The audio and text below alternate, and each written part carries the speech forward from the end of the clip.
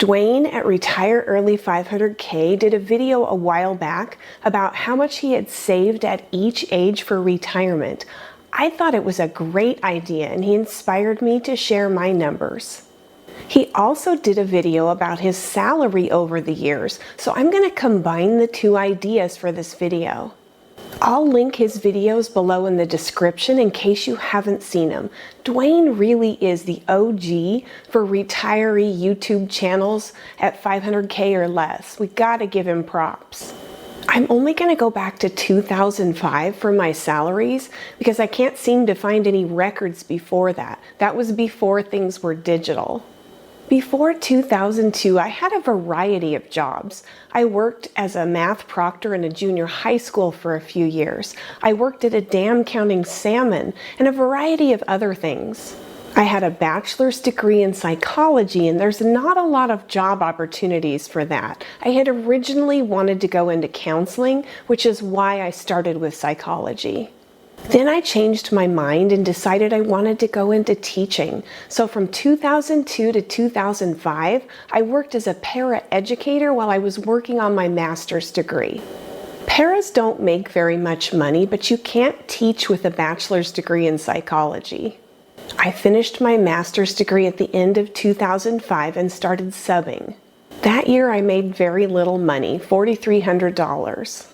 Then for the 2006-2007 school year, I got a permanent half-time position as a reading specialist. I worked with kindergarten through 5th grade. That year I made $10,800, but remember this was half-time.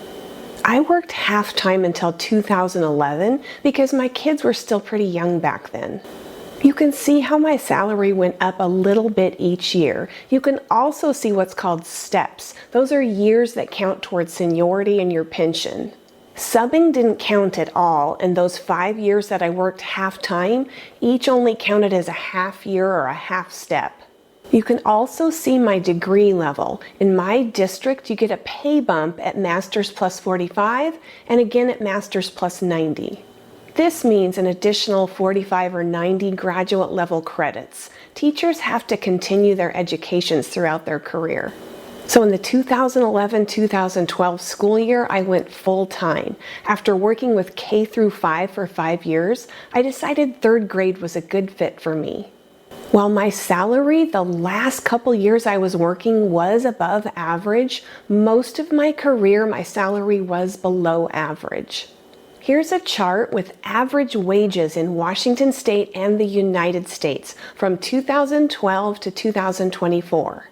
I'll include my wages to compare. This information came from the Washington State Office of Financial Management. I'll include a link in the description. So let's compare Washington State, the US, and me. In 2012, the average salary in Washington State was $64,362. The average salary in the US was $60,824. My salary was $41,400, so quite a bit below average. In 2013, I reached Master's Plus 45. The average salary in Washington State was $64,631. The average salary in the US was $60,648. My salary was $44,900, so still below average. Here's 2014 to 2019. In 2019, I finally caught up to the US average, but I was still below my state's average. Then in 2020, I finally reached Master's Plus 90 and got a bump in salary. Then I was almost caught up to my state's average. Then you can see in 2021 to 2024, I was finally above average with Master's Plus 90 and 15 years of work credit. If you're a teacher and you work a lot of years and get a lot of education, eventually you can make some decent money. And it varies a lot by which state you live in. If I average out my salary over just the 13 years that I worked full-time as a teacher, my average salary was around $66,000. And I'm aware that teachers get paid for 187 days a year, plus a few other training days, where most people work 250 days a year. Most teachers actually work more than 187 days. That's just how many days we get paid for. So my point in sharing salaries is how it relates to saving money for retirement. Now let's look at my retirement savings over those years. In 2015, at age 49, I was still married. I was making $46,200 a year. I had my 401a, my ex had his 401k, and we had a joint IRA. I had about $21,000 in my 401a, and $100,000 was about half of our IRA account. He kept his half and his 401k in the divorce. So by myself, I had about $121,000 for retirement at that time. The reason our IRA was that size is we had some 401k rollovers after changing jobs. At the end of 2016, that's the end of the year I was 50 years old, I was making $48,900. This is when we got divorced after being married for 30 years. At this time, I had about $30,000 in my 401a, and my half of our IRA account was worth $105,000. I also opened a mutual funds account with $10,000 and started my 457 deferred compensation plan with $1,000. So I had $146,000 saved for retirement at age 50 when I first got divorced. The following year, I opened my 403b and my Roth account. At age 51, I had $191,500 saved for retirement. At 52, I had $264,517 saved. At 53, I had $280,500 saved. At 54, I had $322,122 saved. This is the year I hit Masters Plus 90 and I got a bump in salary. So I was able to start contributing 60% of my salary at this time. I was contributing about 35% toward after-tax savings and paying off my mortgage. And then I was able to contribute about 25% toward pre-tax retirement to my 401a, my 457 deferred compensation plan, and my 403b. At 55, I had $387,330 saved.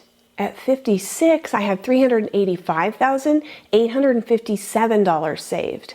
That was a bad year in the market, and my balance dropped even though I was still contributing.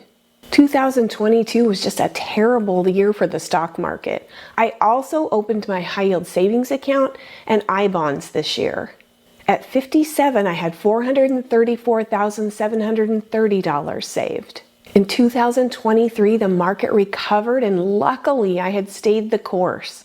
At 58 and a half, I had $462,600 saved. This is when I retired and stopped contributing. I had wanted to get to $500,000, but I couldn't keep going. Now I'm almost 60, I'm retired, and I have $523,460 saved. This is as of the end of August 2025. I haven't contributed any money in the 16 months I've been retired. This was all compound growth. I finally hit 6 digits the year I retired. Most of us do retire in our highest earning years. If I had worked a couple more years, I would have had a lot more saved for retirement, and my pension would have been more than $800 a month. I was fully aware of this when I decided to retire. I took a 44% reduction on my pension by retiring early, and I also didn't have a lump sum option.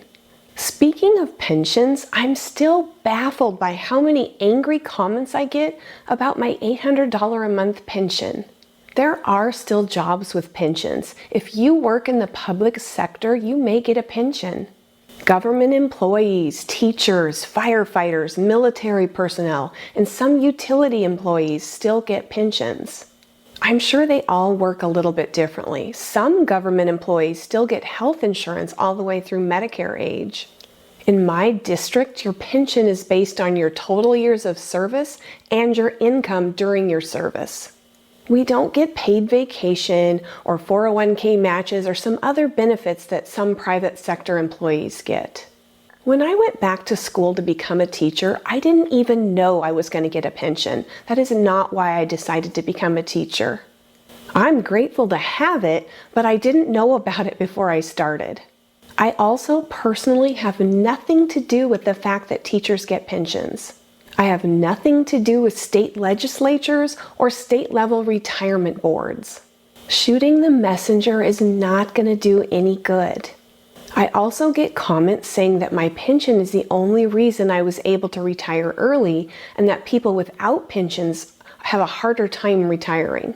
Of course a pension helps, but my $800 pension plus my future Social Security, which if I claim at age 62 would be about $1,295. So combined together they'd be about $2,095. I'm not sure if I'm going to claim at 62. I'm just using this as an example. As of July 2025, the average monthly Social Security check is $2,007. So my combined pension and future Social Security will be about the same as the average person's Social Security. Teachers in some states don't pay into Social Security, so they just have their pensions, and their pensions are usually higher in those states. I've also had a few people ask if I could have still retired early without my YouTube income. The answer is definitely yes. I'm super grateful for the YouTube income, and it doesn't feel like work to me. It's more of a fun retirement hobby. It's allowed me to spend less of my nest egg, and I love that. But in my first year of retirement, my portfolio grew by $44,166 after paying all of my living expenses. My YouTube income for that same year was $11,695. So you can see my portfolio still would have grown quite a bit without the YouTube income. I'm so happy it did grow more because of the YouTube income, but I would be fine without it. So this was a lot of very personal information, and I know it'll bring a lot of negative comments and dislikes. So why did I go to all this trouble and share all this very personal information? Because I want to show you that you can save enough for retirement even with an average salary, even if you start late and even if you're single. You want to look at salary averages in your state. I found a chart that shares average salaries for all 50 states for 2024. I'll also include a link below for this information. I think these numbers must be the median income, and the numbers I showed earlier must be average because they're different. This was all the data I could find, but you can still see the difference between states this way. Washington State, where I live, is the third highest paying state, but the cost of living is high here too. $500,000 for retirement in Mississippi would go a lot farther than $500,000 in Washington State, where I live. When you finally reach your highest earning years, you can continue to live on your old salary and save a large portion of your income. It's not easy and it takes discipline and being frugal, but it is possible. My goal with this channel is to show people that it is possible to retire on a modest to average income. If you want to share, feel free to leave a comment. If you're seeing me for the first time, hi, I'm Julie and this channel's Happy on Monday. Thanks for joining me. If you found this helpful, please like. And if you're interested in early retirement, consider subscribing. I'm going to leave you with a quote. Every day is a new beginning. Take a deep breath, smile, and start again. Hope to see you again soon.